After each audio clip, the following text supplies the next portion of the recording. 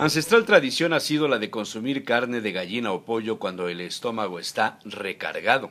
Los excesos de las fiestas obligan a muchos a cambiar radicalmente la dieta y privilegiar el consumo de las llamadas carnes blandas.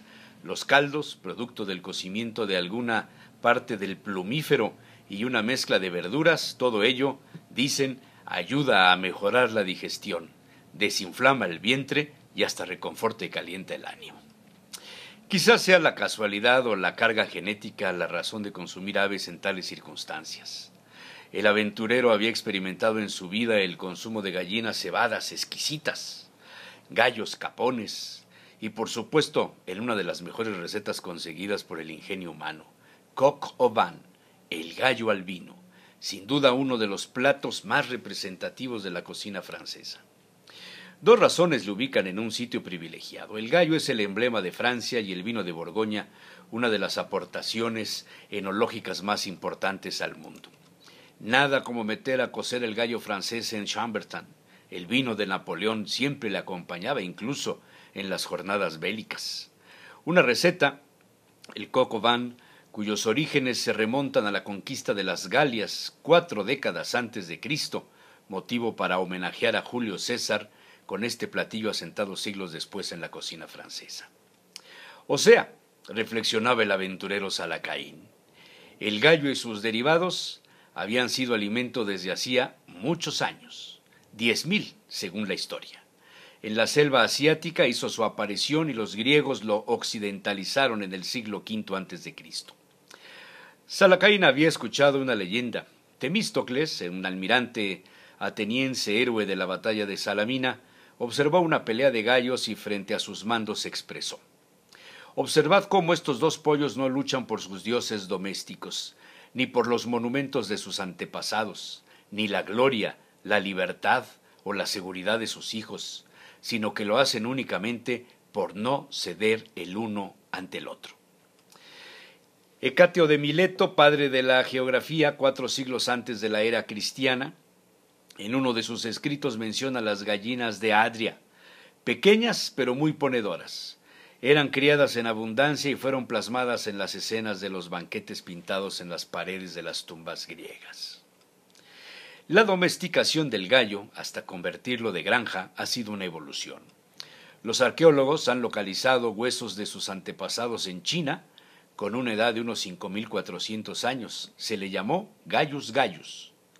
El comercio lo llevó a Egipto y de ahí a Roma, donde alcanzó las proporciones de un manjar. Se presentaba relleno. Los romanos aportaron una técnica para engordarlo y obtener mejores sabores de sus carnes. Lo caparon. Y no solo eso. Los romanos elevaron al gallo y la gallina junto con las ocas, pichones y pavos reales a un grupo de culto. Les llamaban el rebaño celeste, pues constituían una parte de la alimentación derivada de los sacrificios a los dioses.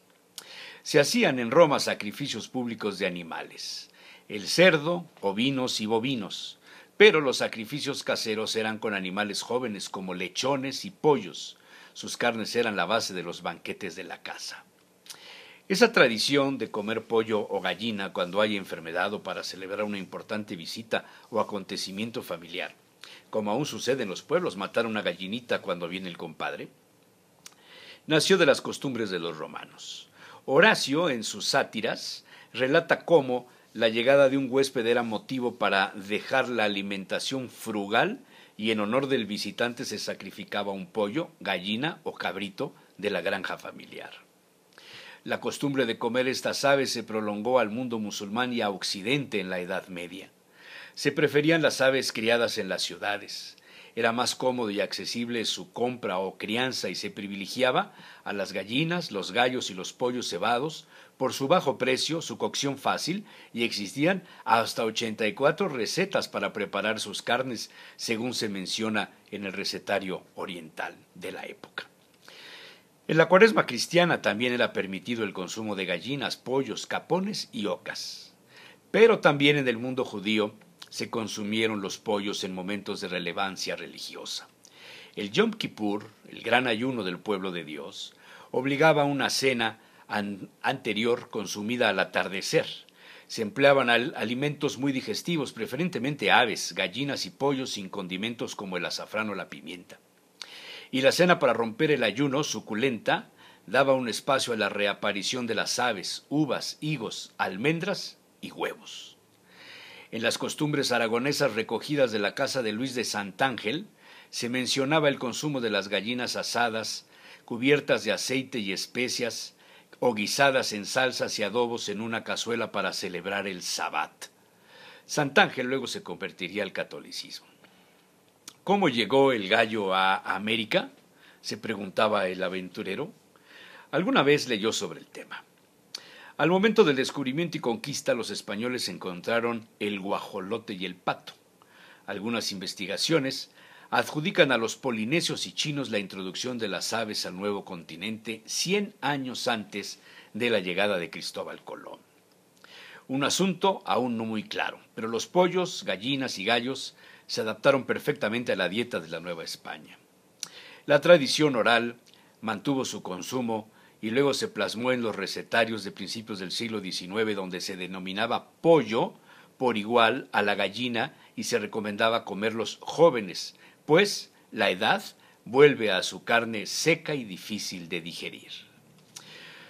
Una especial mención se da al caldo producto de mezclar carnero y gallina en un platillo llamado sustancia para enfermos.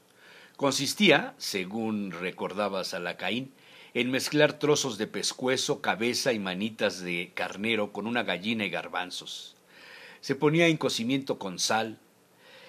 La espuma se iba limpiando. Una vez que daba el caldo limpio, se agregaba una cabeza de ajo y una cebolla entera, hierbabuena y arroz. El consumo de este caldo era recomendado a las parturientas y convalecientes de enfermedades prolongadas. Respecto de los pollos en casa de Salacaín, había muchas y variadas formas de comerlos. Una de ellas, de sartén, era muy laboriosa y no se hacía en sartén. Una vez desplumado y pasado por el fuego para eliminar las raíces de las plumas, se vaciaba el buche y quitaba el hueso de la pechuga. Con una masa hecha con mantequilla, limón y condimentos se rellenaba el pollo. Se cortaba el pescuezo y se ataba con hilo de pierna a pierna. El buche se rellenaba con el pellejo para impedir la salida del relleno. Se metía en una cazuela de barro rodeado de lonjas de jamón y se tapaba con una sartenada, una reducción de verduras, carnes, fondos de caldo y una cantidad de condimentos. Todo ello se hacía días antes. Había además pollos rellenos de arroz, asados, en salsas. El aventurero Salacaín recordó especialmente 3 recetas de la familia: la del pollo borracho, el pollo republicano y la pollona cebada. En la primera, el pollo cocido se freía con huevo, en la cazuela se agregaba vino tinto, canela y azúcar, almendras, pasas, acitrón, piñones, ajonjolí y pan rallado. La segunda receta requería de un mamón de pan molido en metate, con pasas y almendras, y se bajaba la masa con un poquito de agua, y una vez todo muy frito y dorado, se mezclaba con agua. Los pollos, sancochados en manteca, se metían en ese caldillo y se dejaban hervir hasta espesar. El nombre de republicano nunca le quedó claro al aventurero. Y luego Salacaín salió al recordar el plato especial, la pollona cebada. El animal era supervisado por las tías, quienes sabían reconocer a la pollona. Debía ser de unos 7 u 8 meses cebada antes de ser pisada por el gallo. No debía tener el trasero rojo o abierto. Se ponía en el fondo de una cacerola grande mantequilla, cebollas y la pollona vaciada de vísceras y con el vientre hacia abajo. Se cubría con más cebollas y zanahorias, a veces nabos, un manojo de hierbas, sal, al rescoldo caliente. Una vez medio cocida se agregaba vino blanco hasta conseguir el cocimiento completo. Se desgrasaba y el caldillo se pasaba por un tamiz. Si fuera necesario, se agregaba un poco de sustancia, otra reducción tenida siempre a la mano en las cocinas. Esos manjares con base en gallos, pollos y pollonas eran manjares. El pollo de antes comía hinojos, hierbas, maíz, lombrices. Era la gallina de rancho. La industrialización le ha dado al traste al alimento usado antes para curar a los enfermos y alimentar a los pobres. Y como dice el refrán, los pollos de enero hasta las plumas valen dinero.